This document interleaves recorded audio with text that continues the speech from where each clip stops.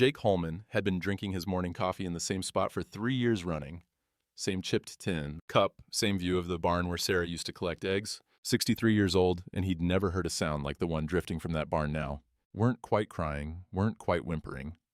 Something in between that made a man's skin crawl. Set his cup down real careful and walked over, boots crunching on the frost-hard dirt. Found her curled up in the hay like a wounded animal, bloodied dress torn near to rags, bruises dark as storm clouds across her arms and face. Couldn't have weighed more than a sack of grain, shaking so hard the whole pile of straw rustled with it. "Don't touch me," she whispered when he took a step closer. Barely more than a breath, but it stopped him cold as a slap. Now Jake had pulled calves from barbed wire, set bones on spooked horses, even held his Sarah when the fever took her. But this slip of a woman had him froze like he was the one to be feared. The rub of it, she needed help bad, but helping meant doing exactly what she begged him not to. Jake backed off a step, hands up like he was gentling a spooked mare. "Name's Jake Holman, miss. This here's my place. Ain't gonna hurt you." She didn't answer, just watched him with eyes that'd seen too much. Had the look of something that'd been hit so many times it forgot what kindness looked like. Made his chest tight, seeing a human being reduced to pure animal fear. "You hurt bad?" he asked, keeping his voice low and steady. "Got blood on your dress there." She pulled what was left of her torn skirt around her legs, trying to cover herself. "Please, just leave me be." But Jake had been alone 3 years since Sarah passed, and he'd learned the difference between wanting to be left alone and needing not to be. This woman needed, even if she couldn't say it, even if saying it scared her worse than dying. "Tell you what," he said, settling down on a hay bale about 10 feet away. Far enough not to crowd her, close enough she'd know he wasn't leaving. "I'm gonna sit here and finish my coffee. You don't have to talk, don't have to move.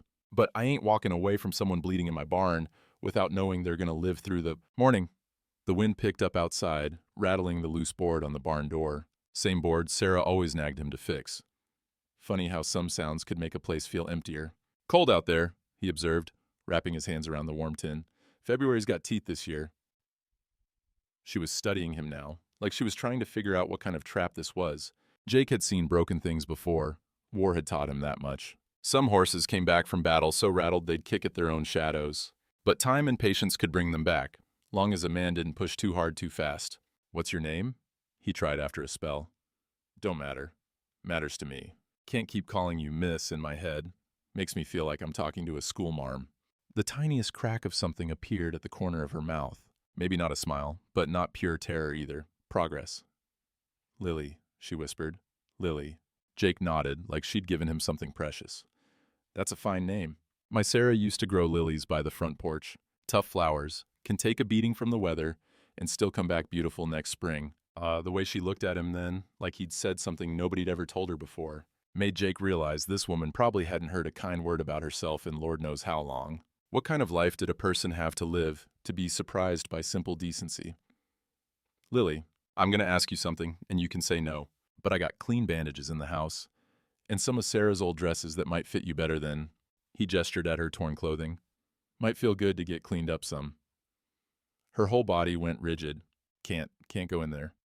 "Don't have to. I can bring things out here if that suits you better. Whatever makes you feel safe." Something shifted in her face. Not trust exactly, but maybe the possibility of it. Like she was trying to remember what it felt like to have choices, to have someone ask what she wanted, instead of just taking. The morning sun was starting to climb now, sending long fingers of light through the barn slats. Dust motes danced in the golden beams, and for a moment the whole place felt almost peaceful, almost like Sarah might walk through that door any minute with her basket, and that humming she used to do. But it was just him and this broken woman, and somehow that felt right too, like maybe God had a sense of humor, taking away his wife, and then dropping someone who needed protecting right into his barn. "You got people somewhere?" he asked gently. "Family that might be worried?" The fear came back into her eyes, sharp and immediate. "No, nobody." But the way she said it made Jake think there was more to that story. Weren't nobody who ended up this scared, this hurt, without someone being responsible for it. "Well," he said, standing up slow and obvious. "Reckon that makes 2 of us then. Been pretty much nobody myself since Sarah died." He walked to the barn door and stood there a moment, looking out at his land. 300 acres of Texas scrub and stubborn cattle, and not a soul to share it with. House that echoed with old conversations, coffee made for 2 out of habit. Maybe this Lily showing up wasn't an accident. Maybe it was Sarah's doing somehow. His wife never could stand to see something helpless go unprotected. "I'll be back directly with those things," he called over his shoulder. "You holler if you need anything 'fore then."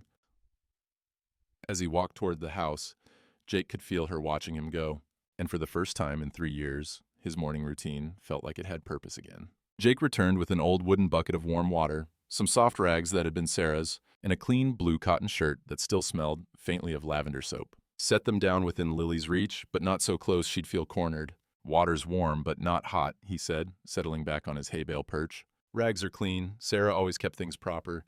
Shirt'll be big on you, but it's gotta be better than—" He didn't finish. Didn't need to. She stared at the offerings like they might vanish if she blinked wrong. Her hands were shaking something fierce, and Jake noticed the way she kept them tucked under her arms, like she was trying to hide the trembling. "I'll be right over there by the fence," he said, pointing to a spot where his back would be turned, but she'd still be able to see him. Close enough to help if needed, far enough to let her breathe. Take all the time you need. What surprised him was how natural this felt. This careful dance around her fear. Maybe it was all those years with Sarah during her bad spells, learning to read what someone needed before they had to ask. Or maybe it was just what a decent man did when faced with something this broken. He walked to the fence and leaned against it, studying his cattle in the distance. From the corner of his eye, he watched Lily inch toward the bucket like it was a wild animal that might bite. It took her near 10 minutes to work up the courage to touch one of those rags to the water. When she finally did, she let out a sound, half sob, half sigh of relief, that near about broke his heart, like she'd forgotten what clean water felt like on her skin. "There's soap if you want it," he called softly, not turning around. "Bar there by the bucket." Sarah always said soap made everything feel more possible somehow. He heard the gentle splash of water, the whisper of wet cloth against skin. Good sounds, healing sounds, the kind of sounds that reminded a man why God put us here to look after each other. A meadow lark called from somewhere across the pasture, and Jake found himself thinking about the first time Sarah had bathed in that old copper tub he'd bought for their wedding. How she'd hummed while she washed her hair, how the lamplight had made everything golden and warm and perfect. Strange how grief worked. 3 years, and he still heard her voice in every corner of this place. But having Lily here didn't feel like betrayal. Felt more like Sarah was somehow still taking care of broken things, just using his hands to do it. "Mr. Hallman?" Her voice was stronger now, less like a ghost trying to speak. "Just Jake, miss. Jake." She struggled with the words, like they were too heavy for her mouth. I don't remember the last time anyone was kind, without wanting something back. That hit him like a fist to the gut. How broken did a person have to be to forget that kindness could exist without a price tag? What kind of animals had this woman been living with? "Kindness ain't alone, Lily," he said, still not turning around. "It's just what neighbors do, what decent folks do." And when he finally did turn, slow and obvious, giving her time to object, she was wearing Sarah's old blue shirt. It hung on her like a tent, sleeves rolled up neat and proper to show hands that were cleaner now but still bore the marks of hard use. Her face was washed clean too, revealing features that might have been pretty once, before someone decided to use them for target practice. She was holding that old tin coffee cup with both hands like it was an anchor in rough water. "Coffee's still warm," Jake observed. "You managing to keep it down?" A small nod. "Tastes good. Been a while since I had coffee that wasn't—" She stopped, shook her head. "Just tastes good." Jake's jaw worked like he was chewing leather. Whatever she'd been about to say, it involved coffee being used as something other than comfort. The idea of turning something as basic as morning coffee into a weapon made his stomach turn. "Well, there's plenty more where that came from," he said, keeping his voice level. "Sarah always made too much, and I never could break the habit. Reckon I was hoping she'd come back and fuss at me for wasting it." Lily looked up at him then, really looked, and Jake saw something he hadn't expected. Not just fear or gratitude, but understanding. Like she recognized the particular kind of loneliness that came from cooking for ghosts. "She sounds like she was a good woman. Best I ever knew. Had patience for everything, spooked horses, ornery cattle, stubborn husbands who didn't always listen when they should have." He smiled at the memory. "Used to say the hardest things to heal were always worth the extra trouble." The morning sun was climbing higher now, warming the air and sending golden light slanting through the barn. Lily sat straighter in that light, and for the first time since he'd found her, she didn't look like something that might bolt at the first loud noise. "The shirt," she said quietly, smoothing the blue cotton over her knees. "It's soft. Feels like someone cared for it." Sarah took pride in her things. Said treating something well was a way of showing respect for the work that went into making it. Jake paused, struck by how much that sounded like his wife. "Reckon that goes for people too." Something passed across Lily's face then. Not quite a smile, but close enough to matter. And Jake realized that for the first time in 3 years, he was having a conversation with someone who wasn't a memory. The silence that followed wasn't empty. It was full of possibility. 3 days passed like that, Jake bringing coffee and simple food out to the barn, settling into what felt like the most natural thing in the world. He'd talk about small matters while Lily listened, and slowly she started sitting up straighter, meeting his eyes for longer stretches. The fear was still there, thick as morning fog, but underneath it, Jake caught glimpses of the woman she'd been before someone tried to break her spirit. She was smart. He could tell by the way she listened, really listened, like she was filing away every word for later consideration. "You got family somewhere?" he asked on the fourth morning, settling into his usual spot on the fence rail with his coffee steaming in the cool air. Her whole body went rigid as a board. No, nobody. But the way she said it, quick and sharp, like she was trying to convince herself as much as him, made Jake think there was more to that story. He'd learned not to push, though. Lily would tell him what she needed to tell him when she was ready, and not a moment before. "What about you?" she asked, surprising him with the first personal question she'd posed. "You got family?" "Had a wife, Sarah. Cancer took her 3 years ago this spring." He took a sip of coffee, tasting the familiar bitterness of old grief. "No children. We tried for years, but the Lord had different plans, I reckon." "You miss her. Every damn day." The words came out rougher than he intended, but there was no point in prettying up the truth. House gets mighty quiet without someone to share the morning coffee with. Lily was quiet for a long moment, rolling that tin cup between her palms like she was trying to warm something deeper than her hands. "She was lucky," she said finally. "How you figure? To be loved like that, to be," she searched for the word, "safe." Her voice caught on that last word, and Jake felt something twist in his chest. What kind of life had this woman lived? That safety seemed like a luxury, instead of a basic right. The morning stretched on peaceful like, with Lily asking careful questions about the ranch, about Sarah's garden, about anything that didn't touch too close to dangerous ground. Jake found himself talking more than he had in months, sharing memories that had been gathering dust in the corners of his mind. But around noon, when the sun was beating down hard enough to make the air shimmer, Jake caught sight of dust rising on the eastern horizon, riders coming fast, and something in his gut told him this wasn't a social call. He set down his coffee cup and stood up slow. "Lily, we might have company coming. You want to stay hidden?" But when he turned to look at her, she was already pressed against the far wall of the barn, eyes wide with a terror so pure and complete it made his blood run cold. She'd gone white as fresh paint, and that tin cup was shaking in her hands like a leaf in a storm. "They found me," she whispered, the words barely audible over the sound of approaching hoofbeats. "They found me?" The lead rider was a big man with shoulders like a barn door and a badge pinned to his vest that caught the sunlight. Behind him rode two others, one young with nervous eyes that kept darting around like he was looking for trouble, and one older with scars across his knuckles that told stories Jake didn't want to hear. "Afternoon," the sheriff called out, not bothering to dismount. His voice carried the kind of authority that expected immediate compliance. "Sheriff Krantz from over in Millfield. Looking for a woman, might have passed through here. Goes by different names, but she's wanted for theft." Jake kept his face neutral as stone, but inside every protective instinct he'd ever had started howling. "Theft, you say?" "Stole money from her employer. Considerable sum." Krantz's smile was sharp as a blade and twice as cold. "Dangerous woman, too. Unhinged, you might say. Has a way of attacking anyone who tries to help her. Makes good folks feel sorry for her, then repays their kindness by robbing them blind." Through the gaps in the barn slats, Jake caught a glimpse of Lily's face. She wasn't just scared, she was terrified in a way that went bone deep. But underneath the fear was something else that made his chest tighten. Recognition. She knew these men, and whatever history they shared, it wasn't good. "Can't say I have," Jake answered, his voice steady as bedrock. "Been pretty quiet around here lately. Just me and the cattle." Sheriff Krantz studied him with the kind of attention that made honest men nervous and guilty men sweat. His eyes were cold as Winter Creek water, and Jake had the uncomfortable feeling he was being measured for something. "Mind if we take a look around? Just to be thorough, you understand." It wasn't really a question. "Woman like that, she's clever about hiding. Might hole up somewhere you wouldn't think to look." Jake stepped aside, watching as the three men dismounted and started poking around his property. The young one looked uncomfortable, kept glancing at the older deputy like he was waiting for permission to feel bad about this. But the scarred man moved through Jake's yard like a predator hunting prey, and something about the way he studied the barn made Jake's skin crawl. From inside came the faintest sound, barely a whisper of movement, but Jake heard it clear as church bells. He coughed loud and harsh to cover it. "This woman," Jake said carefully, "what did she supposedly steal?" $500 from the Garrett family. Good Christian people who took her in out of charity. Krantz's voice carried the righteous indignation of a man who'd practiced this story until it sounded like gospel truth. She repaid their kindness by robbing them blind and running off in the night, left them with barely enough to feed their children.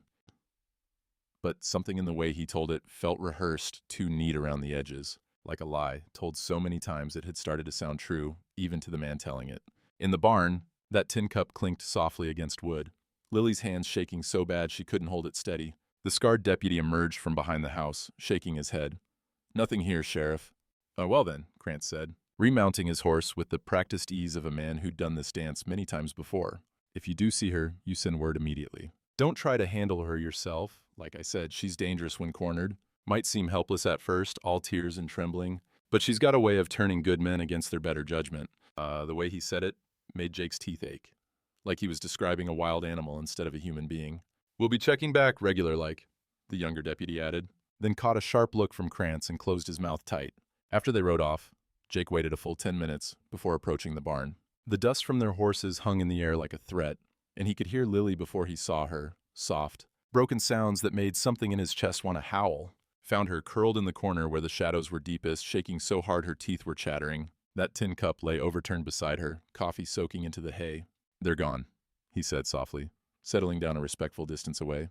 "For now." Her voice was hollow as an empty well. "But they'll be back. They always come back." "Lily." Jake kept his voice gentle as he could manage. "That story about you stealing from the Garrett family, it's a lie." The words came out sharp and bitter. "Every damn word of it." She looked up at him then, and Jake saw something that made his blood run cold. Not just fear, but the kind of bone-deep exhaustion that came from fighting a battle you couldn't win. "The Garretts weren't no charitable Christian family," she said, her voice gaining strength as the truth started pouring out. They bought me. When my parents died of the fever 8 years back, I had nowhere to go. No family, no money. The church said the Garretts would take me in as their ward, give me a home in exchange for helping with their household." Jake felt something twist in his gut. He'd heard stories like this before, but hearing it from Lily's mouth made it real in a way that cut deep. "Ward." She laughed, but there was no humor in it. "That's what they called it. What it really was." She wrapped her arms around herself tight. "I was their slave. Worked from before dawn till after dark. Cooked, cleaned, tended their children. And at night..." She didn't finish, but she didn't need to. The bruises on her arms told that story plain enough. 8 years, she whispered. 8 years I lived in their cellar like an animal. The money they claimed I stole, that was wages they never paid me, figured it was owed. Jake's hands were curled into fists now, his jaw working like he was trying to chew through leather. The idea of someone treating another human being like property made him want to ride to Millfield and have a conversation with these Garretts that involved his fists in their faces. "How'd you get away?" he asked when he could trust his voice. "Mrs. Garrett got careless with the cellar key one night. Left it where I could reach it while she was entertaining company upstairs." Lily's voice went flat and dead. "I took what money I could find and ran. Been running ever since." And that sheriff, Krantz is their cousin, has been helping them for years. They got 3 other girls down in that cellar right now, and he makes sure nobody asks the wrong questions.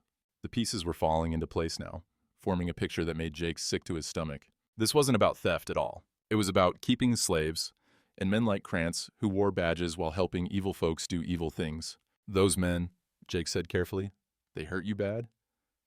Lily's laugh was like broken glass. "Hurt me?" "Jake, they owned me, did whatever they wanted, whenever they wanted. And when I tried to fight back..." She touched the scar along her jawline that Jake had noticed but never asked about. "They made sure I learned my place." Something in Jake's chest cracked open then, not just anger, but a grief so deep it threatened to drown him. This woman had been suffering for years, while good people like him went about their business, drinking their morning coffee and complaining about cattle prices. Why didn't you tell someone? The law, or Krantz, is the law in 3 counties. And who's going to believe a cellar girl over upstanding Christian folk? She shook her head. "I tried once, early on, told a preacher what was happening. You know what he did? Told the Garretts I was spreading lies. They kept me chained to the wall for 2 weeks after that." Jake felt something crack inside his chest. The same feeling he'd had when Sarah drew her last breath, and he realized he'd failed to save her. But this was different. This was about failing someone who was still alive, still suffering, still needing help. "Lily," he said, and his voice came out rougher than he intended. I'm sorry you had to live through that. And I'm sorry it took you 8 years to find someone willing to listen.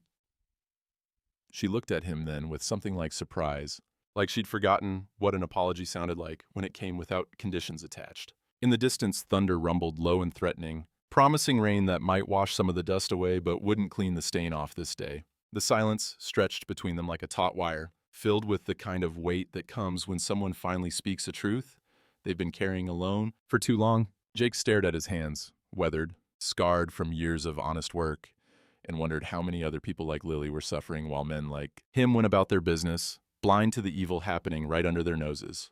"There's more," Lily said quietly, and something in her voice made Jake look up. She was staring at that overturned coffee cup like it held answers to questions she was afraid to ask. "Those 3 girls I mentioned? One of them's only 14, name's Emma. Reminds me of myself when I first..." And she swallowed hard. "The Garretts got her last month. Parents died in a wagon accident, no family to speak for her." Jake's jaw worked like he was chewing nails. 14. "She tried to run once already. Krantz brought her back and they..." Lily's voice broke.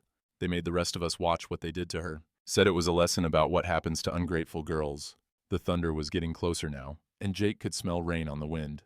But the storm building in his chest was bigger than anything the weather could throw at them. "I should have tried harder to get her out," Lily continued, tears starting to track down her cheeks. "Should have found a way to take her with me.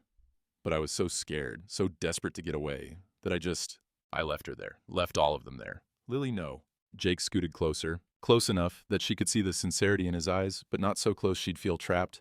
"You did what you had to do to survive. Can't nobody fault you for that."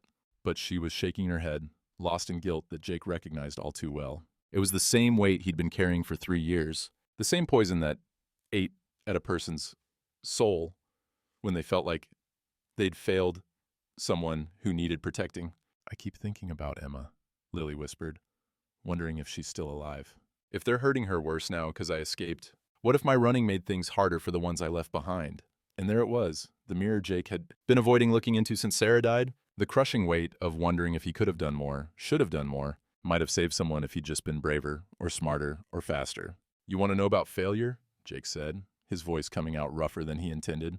3 years ago, my Sarah came down with fever. Started slow, just tired, didn't feel like eating much. I figured it was the change of life. Or maybe she was working too hard in that garden of hers." Lily looked up at him, and Jake saw his own pain reflected in her eyes. Fever got worse. She started coughing, couldn't keep food down. But I kept thinking it would pass. Kept telling myself she was strong enough to fight it off. He picked up that overturned tin cup, turning it over in his hands. "Doctor in town cost money we didn't have, and I figured I could nurse her through it myself." The first drops of rain started pattering against the barn roof, soft as whispered regrets. By the time I finally swallowed my pride and rode for the doctor, it was too late. He took one look at her and shook his head. Said if I'd brought her in 2 weeks earlier, he might have been able to help. Jake's voice cracked. 2 weeks. If I hadn't been so stubborn, so worried about the cost, my Sarah might still be alive. Lily was crying openly now, but she reached out, the first time she'd voluntarily moved toward another person since he'd found her, and touched his hand where it gripped the cup. "It wasn't your fault," she said. "Wasn't it? I was her husband. My job to protect her, to make sure she got what she needed. Instead, I let money matter more than her life." "And you didn't know. You couldn't have known it would..." "But I should have." The words exploded out of him with 3 years' worth of pent-up guilt. "Should have known better, should have trusted my instincts, should have done something instead of sitting there hoping things would work out on their own." They sat there as the growing storm, 2 broken people sharing the weight of their failures. Rain was coming down harder now, drumming against the barn roof and filling the air with the smell of wet earth and second chances. "You know what the worst part is?" Jake said quietly. "The morning she died, Sarah woke up for just a few minutes, clear as day, like she was her old self again. And you know what she said to me?" Lily shook her head. She said, "Jake, honey, don't you go blaming yourself for this. Some things just happen, and blame won't bring me back or make you feel better. You find someone else who needs protecting, and you do better next time." The irony of it hit him like a physical blow. Here he was, 3 years later, with someone who needed protecting more than anyone he'd ever met, and he was still carrying around guilt like it was some kind of sacred duty. "Maybe," Lily said softly, "maybe we both been carrying guilt that ain't ours to carry." Jake looked at her, really looked, and saw something that hadn't been there before. Not just pain and fear, but understanding. The kind of recognition that came when 2 wounded souls realized they weren't alone in their suffering. Those girls in the cellar, he said. Emma and the others. Maybe we can't undo what's already happened, but we might be able to keep it from happening again.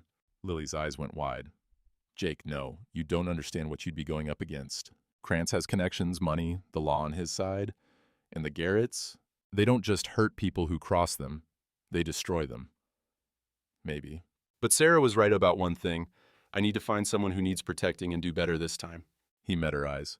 Reckon I found her. The rain was coming down in earnest now, washing the dust from the air and filling the silence with something that sounded almost like hope. Lightning flickered across the sky, and in that brief illumination, Jake saw something in Lily's face that made his chest tight. Not just gratitude, but the first glimpse of the fighter she'd been before 8 years of cruelty tried to break her spirit. You really think we could help them? She asked. I think we got to try. Sarah always said the hardest things to heal were worth the extra trouble. He stood up, offering her his hand. Question is, you willing to trust a stubborn old rancher who's already failed one woman he cared about? Lily stared at his outstretched hand for a long moment. Then slowly, she reached up and took it. Reckon that makes 2 of us, she said. And for the first time since he'd found her in his barn, Jake saw her smile. That night, Jake sat alone at his kitchen table while rain hammered against the windows and Lily slept fitfully in the barn. He'd offered her the spare room, but she'd shaken her head quick and decisive. Can't sleep under a roof with a man, she'd said. Not yet, maybe not ever. He understood. Some wounds cut so deep they changed the shape of a person's world. The coffee cup sat empty before him, first time since Sarah died that he couldn't bring himself to drink from it. Every sip had tasted like promises he wasn't sure he could keep, like the bitter dregs of good intentions that might get people killed. What the hell was he thinking? Promising to go up against men who trafficked children? He was 63 years old, lived alone, hadn't fired a gun in anger since the war. Krantz had a badge, deputies, the weight of corrupt law behind him. The Garretts had money, connections, and 8 years of practice making people disappear. And Jake had what? Good intentions and a guilty conscience? Thunder rolled across the plains, shaking the house down to its foundation stones, made him think of artillery fire, of men screaming in the dark. Of all the times he'd seen good intentions get ground up in the machinery of evil, war had taught him that wanting to do right and being able to do right were 2 entirely different things. The knock on his door came just after midnight.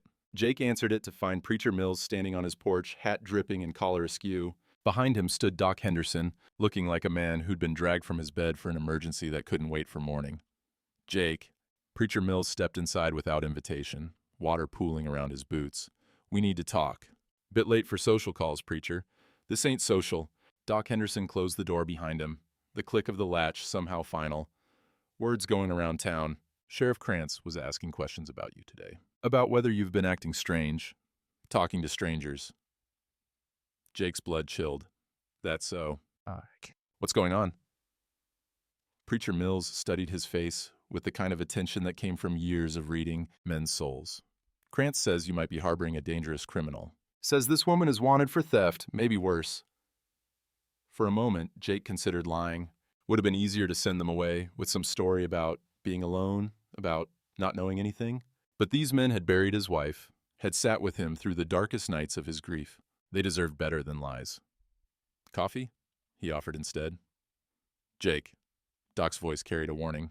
Whatever you're mixed up in, we want to help, but we can't do that if you don't tell us the truth.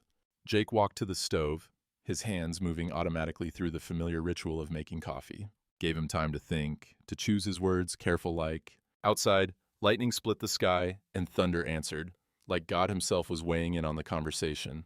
You boys ever hear stories about the Garrett family over in Millfield? He asked finally. Preacher Mills and Doc Henderson exchanged glances. Upstanding folks, from what I hear, the preacher said carefully. Take in orphans, do charitable work. That's what folks are supposed to think? Jake poured 3 cups, his hands steadier than he felt. Truth is something different entirely. He told them, not everything. Some details were Lily's to share or keep private, but enough. The trafficking, the cellar, the girls who'd disappeared over the years, Krantz's role in keeping it all quiet. The way they used the law, like a weapon, to silence anyone who might speak up. When he finished, the silence stretched long enough for the coffee to cool. Jesus Christ, Doc whispered, then caught himself and glanced apologetically at the preacher. Sorry, Mills, but Jesus. Preacher Mills was staring into his cup like it might hold answers to questions he was afraid to ask. You're certain about this? This woman? She's telling the truth? Look at her and tell me someone hasn't been hurting her regular for years. Look at the way she flinches when a man moves too fast, the way she can't sleep under a roof. Jake's voice hardened. She's telling the truth, all right. Question is, what are we going to do about it? We? Doc set down his cup with a sharp clink. Jake, even if this is all true, and I'm not saying it isn't, what exactly do you think three old men can do against organized criminals with the law on their side? I don't know yet, but I know what happens if we do nothing. Jake met both their eyes. 3 more girls stay in that cellar, getting hurt every day. We sit here drinking coffee and talking about how hard it would be to help them. Preacher Mills was quiet for a long moment, the kind of quiet that came before important decisions. There's something else, he said finally. Been hearing rumors about other girls over the years, orphans who got placed with families and then disappeared. Always had explanations, ran off, got sick, went to live with relatives nobody could locate. How many? Jake asked. Over the past 10 years? Maybe a dozen, maybe more. The number hit Jake like a physical blow. Dozen girls vanished into whatever hell the Garretts had created, while good people looked the other way because asking questions was uncomfortable. Sarah's voice echoed in his memory. You find someone else who needs protecting, and you do better next time. Maybe he couldn't save his wife, but those girls in the cellar, they were still breathing, still hoping someone would care enough to help, even if helping meant going up against the whole damn system. The next morning brought more than just sunrise. Jake was checking on Lily in the barn when he heard the hoofbeats, more than 3 this time, coming fast and purposeful. Through the slats, he counted 6 riders approaching, all wearing badges that glinted in the early light. They brought help, Lily whispered, pressing herself against the far wall. Her face had gone white as fresh paint. Jake, you gotta let me go. If they find me here, they'll arrest you too. Say you were helping a criminal. But Jake was already moving, not toward the house or away from trouble, but deeper into the barn. He pulled down an old tarp and handed it to her. Get under this, back behind the feed sacks. Don't make a sound no matter what you hear. Jake, no. You don't understand what they're capable of. I understand plenty. He met her eyes, and something in his expression must have convinced her this wasn't the time to argue. Trust me. The riders pulled up in his yard like they owned it, raising dust and making his cattle nervous. Sheriff Krantz sat his horse in the center, flanked by 5 deputies Jake didn't recognize, hard men with cold eyes and hands that rested easy on their gun butts. Morning, Holman, Krantz called out, not bothering with pleasantries. Got a warrant here to search your property. Seems our fugitive was spotted in this area, and we have reason to believe you're harboring a known criminal. Jake stepped out of the barn, slow and deliberate, hands visible but not submissive. That so? What reason might that be? Neighbor reported seeing a woman in your barn 3 days back. Same time our thief disappeared. Krantz pulled a folded paper from his vest pocket. This here's a legal warrant signed by Judge Moorcock over in Millfield. You're required to comply. The name Moorcock made Jake's jaw clench. Another piece of the corruption puzzle. Judges bought and paid for, law twisted to serve evil. But before he could respond, more hoofbeats echoed across his land. Doc Henderson came riding up at a pace that was probably hard on his old bones, with Preacher Mills right behind him. But they weren't alone. Tom the blacksmith followed, along with 2 other men from town Jake recognized, good men who'd known Sarah, who'd helped him through the worst of his grief. Morning, Jake, Doc called out, dismounting with the careful movements of a man who'd spent the night making preparations. Thought we'd stop by, see how you were getting along. Krantz's eyes narrowed as he took in the new arrivals. This is official law business, Henderson. You and your friends need to move along. Free country last I checked, Tom said, settling his considerable bulk against Jake's fence post. Public road runs right past here. We got as much right to be here as you do. The young deputy from before, Jake could see his name was Wilson, stitched on his shirt, looked nervous as a long-tailed cat in a room full of rocking chairs. Keep glancing between his sheriff and the growing crowd of townspeople, like he was trying to figure out which side was which. This warrant, Preacher Mills said, stepping forward with the kind of authority that came from 40 years of speaking truth to power. Mind if I take a look at it? Krantz hesitated, just long enough for Jake to know something was wrong with that paper. Official law business, Preacher, not your concern. Funny thing about warrants, Doc Henderson said, pulling his own folded document from his coat. They got to be specific about what's being searched for and why. This here's a letter from Federal Marshal Davies over in Austin. Seems he's been investigating reports of human trafficking in this area. The silence that followed was thick enough to cut with a knife. Jake could see the calculation happening behind Krantz's eyes. How far to push this? How much risk was acceptable? Now see here, one of the other deputies started, but Krantz cut him off with a sharp gesture. You boys are interfering with official law enforcement, Krantz said, but his voice had lost some of its earlier certainty. That's a serious offense. What's serious, Jake said, finding his voice at last, is using badges to protect men who hurt children. The words hung in the morning air like gun smoke, and Jake saw recognition flicker across Wilson's face. The young deputy knew. Maybe he'd been trying not to know. Maybe he'd been telling himself it wasn't his business, but he knew. "You're making accusations you can't prove," Krantz said, but his hand was moving toward his gun now. "Actually," came a new voice from the direction of the road, "we might be able to help with that." Federal Marshal Davies rode into the yard like the answer to a prayer Jake hadn't known he was praying. Behind him came two more federal men, and behind them came something that made Jake's heart nearly stop. A wagon. With three young women sitting in the back, wrapped in blankets and looking like they'd seen the worst of humanity but lived to tell about it. "Sheriff Krantz," Marshal Davies said, his voice carrying the weight of real law, "you're under arrest for conspiracy, kidnapping, and human trafficking. You have the right to remain silent." What happened next came fast as summer lightning. Two of Krantz's men went for their guns, but Tom the blacksmith was faster than he looked for such a big man. Doc Henderson had apparently brought more than medical supplies in his bag. And Deputy Wilson, young Wilson, who'd been looking nervous all morning, drew his weapon and pointed it at his own sheriff. "Don't," Wilson said, his voice shaking but determined. "Don't make this worse than it already is." Jake barely heard the gunshots, the shouting, the sound of men being subdued and arrested. His attention was fixed on the wagon, on the three young women who were looking around like they couldn't believe they were really free. One of them, blonde hair, maybe 14 years old, with eyes that had seen too much, met his gaze across the chaos. Emma. Lily had been right about everything. But for the first time in years, being right felt like victory instead of burden. Reversal number 5. What started as one man trying to save one woman became the key to saving dozens and bringing down an entire trafficking network. The morning sun climbed higher, burning off the last of the night's shadows, and Jake Holman realized that sometimes doing the right thing meant standing up even when you couldn't see how it would end. Sometimes it meant trusting that other good people would stand with you when the moment came. An hour later, when the dust had settled and the last of Krantz's men had been loaded into the federal wagon, Jake found himself sitting on his front porch steps with a cup of coffee that actually tasted like hope instead of regret. Lily sat beside him, not touching, but close enough that he could feel the change in her breathing as she watched the federal agents finish their work. She was holding that old tin coffee cup again, but this time her hands were steady. "How?" she asked quietly. "How did they know to come?" Marshal Davies overheard the question as he approached the porch. He was a lean man, with gray threading through his dark hair, and the kind of eyes that had seen enough corruption to last 3 lifetimes. "Your preacher friend there," he said, nodding toward Mills, who was talking quietly with Doc Henderson near the barn. "Sent a telegram 2 days ago. Said he had information about missing girls and wanted to know if federal law enforcement was interested." Jake looked over at Preacher Mills with new respect. "He never said nothing to me about telegrams." "Well, smart man. If word had gotten back to Krantz that federal agents were sniffing around, those girls might have disappeared permanent-like." Davies settled against the porch rail. "We've been watching the Garrett operation for months, but we needed someone on the inside willing to talk. Someone who knew the details." He looked at Lily when he said it, and Jake saw her straighten up like she was preparing for another battle. "I'll testify," she said simply. "Whatever you need, I'll do it." Davies nodded approvingly. "Already talked to the other girls we recovered. They're willing to speak up too. Seems once one person finds the courage to tell the truth, others find theirs as well." From across the yard came the sound of voices.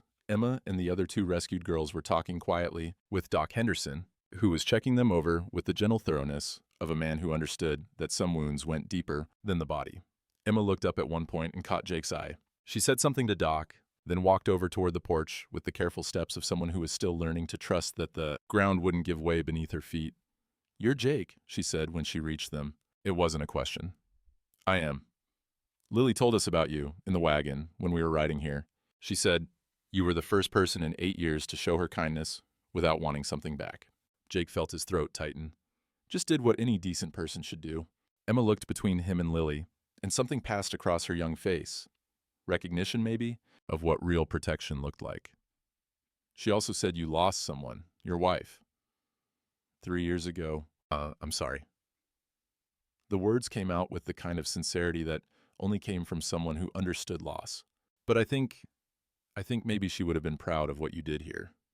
Saving us, I mean." Jake had to look away for a moment, blinking hard against the sudden burn in his eyes. When he looked back, Lily was watching him with an expression he'd never seen before. Not gratitude exactly, but something deeper, understanding maybe. The recognition that they'd both found a way to honor the people they'd failed by protecting the people they could still save.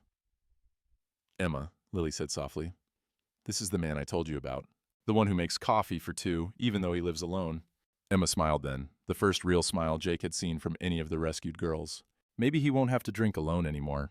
Doc Henderson approached the porch, wiping his hands on a clean rag. Girls are going to be fine, physically speaking. Some malnutrition, some old injuries, but nothing that won't heal with time and proper care. What happens to them now? Jake asked. Federal governments got programs for this sort of thing, Davies answered. Safe houses, counseling, help finding family if there is any. Emma, here's got an aunt in Colorado who's been looking for her since her parents died. Emma's face lit up like sunrise. Aunt Martha? She's alive?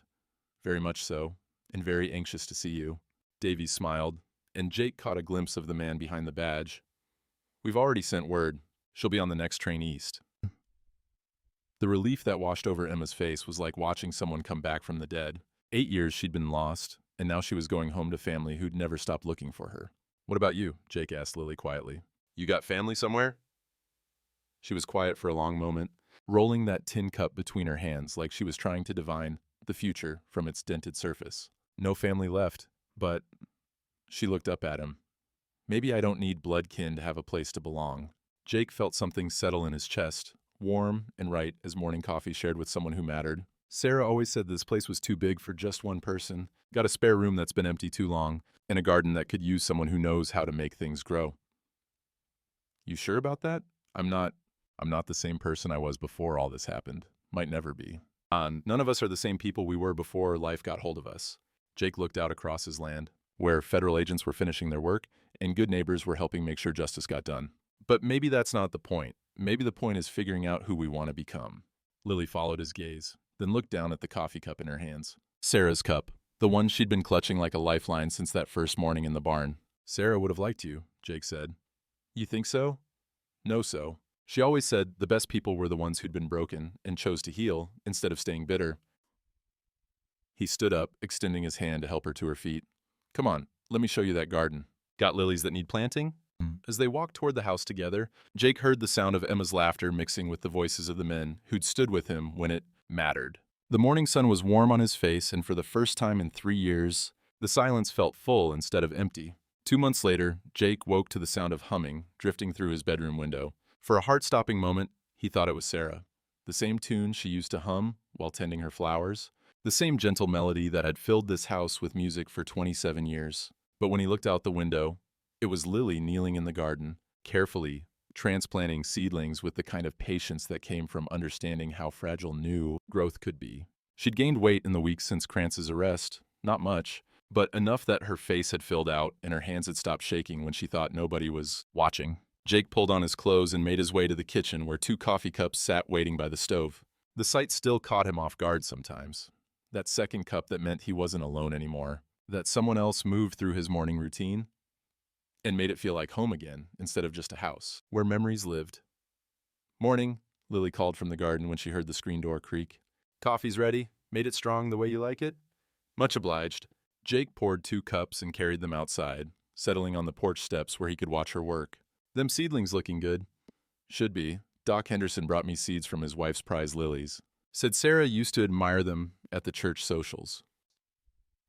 Lily sat back on her heels, wiping dirt from her hands on the old apron she'd found in Sarah's things. Figured she might like having some new varieties to keep the old ones company. It was the kind of thoughtfulness that still surprised Jake, even after 2 months of living with someone who noticed things like that. Lily had a way of honoring Sarah's memory without trying to replace her, of making the house feel lived in again without erasing the love that had filled it before. How's Emma settling in with her aunt? Lily asked, accepting the coffee cup with hands that were steady as bedrock now. Got a letter yesterday. Says Colorado's treating her well. Learning to read better, helping with her aunt's bakery. Jake smiled at the memory of Emma's careful handwriting, the way she'd signed the letter, your friend Emma, like she was still amazed to have friends who cared about her welfare. Says to tell you the nightmares are getting fewer. That's good, real good. Lily's voice carried the satisfaction of someone who understood how long the healing road could be. What about the trial? Any word on when they'll need us to testify? Marshal Davies says probably not till fall. Lawyers are still sorting through all the evidence. Jake took a sip of coffee, tasting the bitter comfort of routine shared with someone who mattered. Federal prosecutor thinks they got enough to put the Garretts away for life, even without our testimony. But Davies says it's important for the judge to hear from the survivors themselves. Lily nodded, and Jake saw the flash of determination that had been growing stronger every day. She wasn't the same terrified woman he'd found in his barn, though the scars were still there, probably always would be. But she'd found something in herself that was harder than fear, something that wanted justice not just for her, but for all the girls who'd suffered in silence. "You nervous about it?" Testifying. "Some, but not the way I used to be." She looked out across the garden, where new shoots were pushing up through soil that had seemed lifeless just weeks before. "Used to be I was afraid of what might happen if I spoke up. Now I'm more afraid of what might happen if I don't." A meadowlark called from somewhere across the pasture, the same sweet trill that Jake had been hearing on his land for decades. But somehow it sounded different now. Less lonely, more like a celebration of morning and new beginnings. "Jake," Lily said quietly, "can I ask you something?" "Of course." "That first day when you found me in the barn, why didn't you just turn me in? Would have been easier, safer. Nobody would have blamed you for following the law." Jake considered the question, rolling it around in his mind like a smooth stone. "Reckon it was Sarah's doing, in a way. She always said you could tell the difference between law and justice by asking yourself one simple question." "Well, what question?" "If Jesus himself was standing right there watching, would he approve of what you were about to do?" Jake smiled at the memory of his wife's moral clarity, the way she could cut through complicated situations with simple truth. Seemed to me that turning over a wounded woman to the men who'd hurt her wasn't something the Lord would smile on, badge or no badge. Lily was quiet for a moment, and Jake could see her thinking about that, filing it away with all the other small lessons she'd been learning about what normal life could look like when it was built on kindness instead of fear. "She sounds like she was quite a woman, your Sarah." She was. Stubborn as a mule when she thought she was right, which was most of the time. Jake's voice carried the warmth of old love, the kind that didn't fade with death but settled into something deeper and more lasting. "Think she would have liked you considerable. Both of you got that quality of wanting to fix things that are broken." Speaking of fixing things," Lily said, and there was something in her voice that made Jake look at her more carefully. "Tom the blacksmith stopped by yesterday while you were in town. Said he's got a proposition for you." What kind of proposition?" "Seems there's been talk around town about what happened here, about standing up to corruption. Some of the men think maybe the county needs a new sheriff come election time." Jake nearly choked on his coffee. "Sheriff? Me?" "That's what Tom said. Figured you'd proven you know the difference between law and justice. And that's a quality folks have been missing in their peace officers lately." The idea was so unexpected that Jake didn't know whether to laugh or run for the hills. Him, a lawman, at 63, with creaking knees and a tendency to speak his mind when diplomacy might serve better? "What did you tell him?" "Told him it wasn't my decision to make, but..." Lily smiled, and Jake saw mischief in it, the kind of humor that had probably gotten her in trouble before life tried to beat it out of her. "I might have mentioned that you've got experience dealing with stubborn creatures who don't want to do what's good for them. Cattle and people ain't the same thing. No, both need strong boundaries, fair treatment, and someone willing to stand up to bullies who try to push them around." She stood up, brushing dirt from her skirt. "Besides, who else is going to teach the next generation of lawmen that badges don't make you right, just responsible?" Jake looked out across his land, where federal agents had arrested corrupt officials just 2 months ago, where good neighbors had stood together against organized evil. Maybe Lily had a point. Maybe the county did need someone who understood that the law was only as good as the people willing to uphold it with integrity. "I'll think about it," he said finally. "That's all anyone can ask." Lily picked up the empty coffee cups, pausing at the porch steps. "Jake?" "Yeah? Thank you. For everything. For seeing me as worth saving when I'd forgotten it myself." Before he could answer, she'd gone inside, leaving him alone with the morning and the impossible idea that his life might not be winding down after all. Maybe it was just beginning. 6 months later, on a morning that tasted of autumn promise and second chances, Jake Holman pinned a sheriff's badge to his vest and looked at himself in Sarah's old mirror. The man staring back had the same weathered face, the same lines carved by wind and worry, but his eyes held something that hadn't been there in 3 years. Purpose.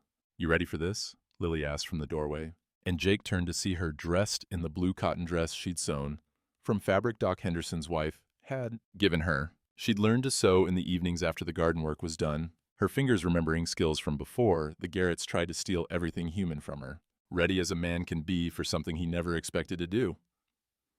Jake adjusted the badge one final time. "You sure about coming to the swearing in? Gonna be a crowd, and crowds still make you nervous?" Not as nervous as they used to.